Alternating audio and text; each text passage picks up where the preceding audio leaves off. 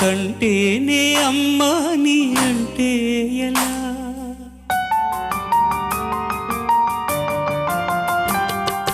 కంటేనే అమ్మా నీ అంటే ఎలా?